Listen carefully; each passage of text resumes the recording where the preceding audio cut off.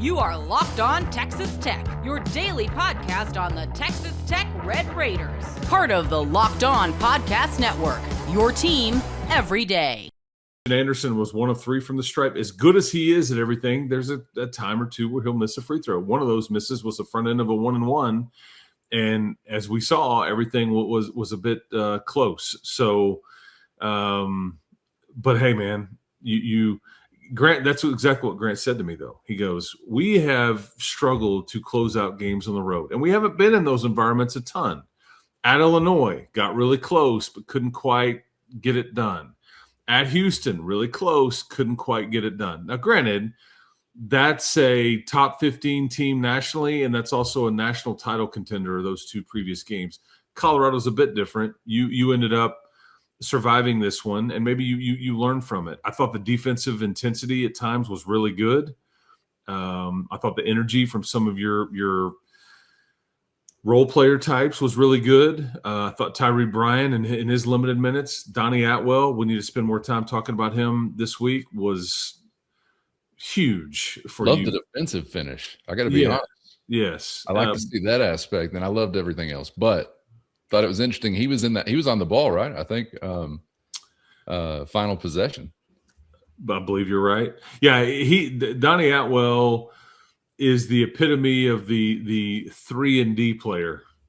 It's like he's given you both ends of that definition of or description of why that description was put in place to describe players several years ago.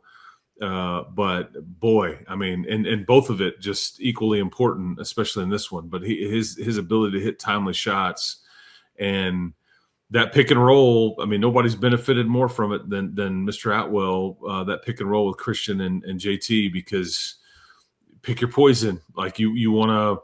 You want to blitz it, you want to double team on the roll, you want to do this or that, or you want to double team JT in the post. I mean, he's gonna kick it out, and if Atwell's got any room at all, bang bang.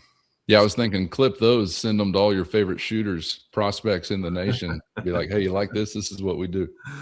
Yeah, that's exactly right. That's exactly right. That was working well, and it should have made you. We talked about this on the broadcast on Saturday too, but you look around the league and, Houston just went into Waco and destroyed the Bears. I think Oklahoma State hung with Iowa State in Ames for a period of time, and that got away from at the very end. But there's some things that you can start to look around and start to feel a little bit better about where you're at right now. And it points to you just had, these back-to-back road games, and now you've got 3 of your next 4 at home. And just to be blunt, the next 2 games on Saturdays at home are going to be the 2 biggest home games you'll have this season.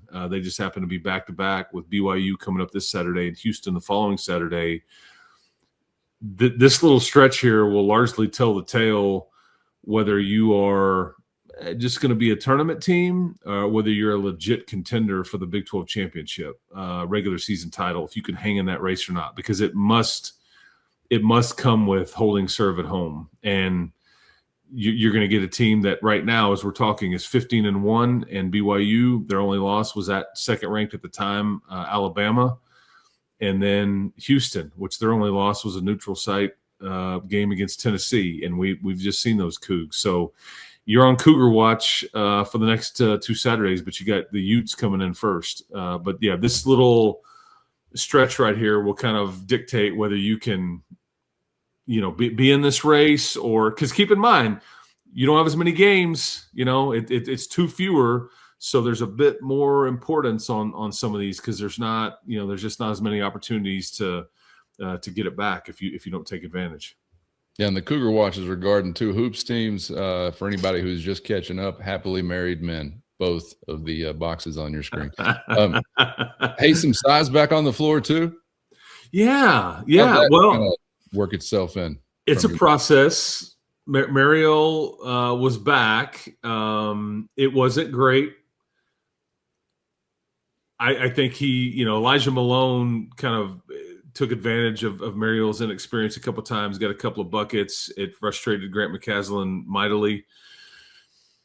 But it did allow you to maneuver your way through the foul trouble a bit better or differently than you would have. But, it was just nice that, because at some point, I guess it was in the first half, you were able to sit down, I think, Atwell and Toppin for 2 or 3 minutes while Horner and Mariel were out there on the floor. And you look up and it's not near the same, but it's like just nice to be able to get them a blow a little bit. And I think you'll see more there. And again, you got to begin the process of working somebody back into the rotation. And this is a very inexperienced player. Mariel had not played since the game at Purdue in the Bahamas. That's how long. And keep in mind, folks, he's a true freshman. So you're gonna deal with some.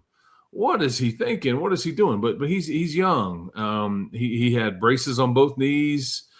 So, but it just was nice to at least have some buttons to push for the head coach, and that you didn't just have to go super small. But dealing with foul trouble like that when you got 4 starters with 4 personals, that's a bit dicey.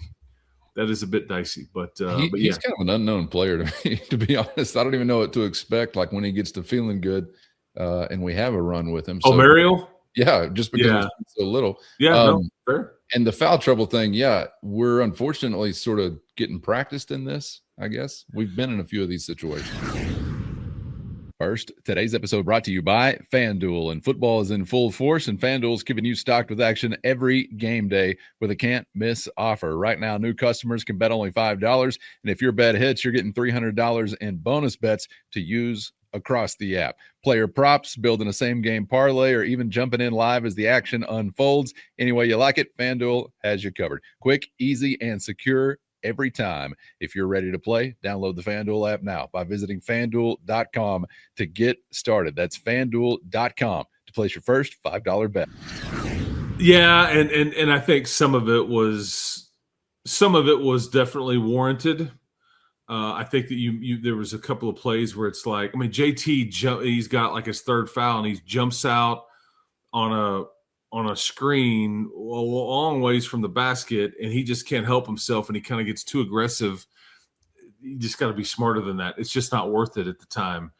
There was a couple of calls by Watts trying to defend the post where they say, you got 2 hands in the back and this and that. I just can't roll my eyes in the back of my head enough on some of this stuff with what is allowed to go on. And, like I said, Jalen Petty kind of got squeezed. There was probably, like, I will say this too, to the contrary, like that bomb that Christian Anderson hit right before the half, okay, where he just you go down and you shoot it, you miss it, and you're like, dadgummit. Well, then you get a steal, and Christian gets it and then bangs in a 30-footer to go in the locker room to put you back up 16. I thought Tyree Bryan probably got away with knocking that ball loose with a shoulder check, and that was uncalled. So it's just the way it goes. It's an impossible game to officiate, very difficult. And how about the it was one of the longest reviews I'd ever had. Speaking of the officials, was it it was the shot from Petty that he got off at the end of the shot clock. And I don't know what they showed on TV, Cowan, but they looked at it. They talked.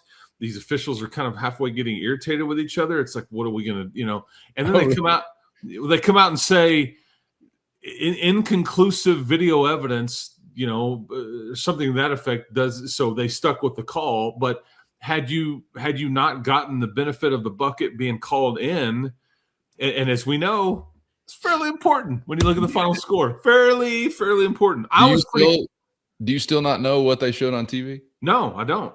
It looked like him not getting the shot off is what they showed on TV. Okay. It looked like the light was going off the ball in his hand. So we were all – well, I don't know. It was my household. We were a little surprised. Okay, yeah. But it was a fun moment in officiating. I love it when it goes that way. Yeah, and it doesn't always go your way. So, yeah. We were fairly close, right? I mean, they were irritated with one another? We thought it had gone off, or like he had gotten it off with like 0.2, 0.3. I mean, it happened right in front of us. It was close. But we never got a good video review. And well, I mean, to the officials reviewing there, I thought I was getting a look at you on my screen, as a matter of fact, the big handsome making a national television appearance. But were you hearing them going back and forth, getting annoyed, or a little bit like, hey, show us this, and it was, I gathered is like, well, we don't have that to show you. I got you. And then I think you have two officials go over to the third and say, hey, you come over here and look at this. And he's like, okay, what, I mean, like, is it not clear? And so they just wanted to, I think they checked the playoff score at one point too, because there was a lot going on.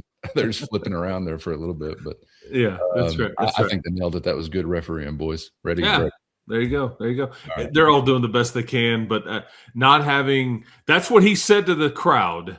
Inconclusive angle or whatever, and so yeah, I mean, hey man, whatever. But you were, after being up 24. Which I had said on the broadcast, that is extremely rare on the road.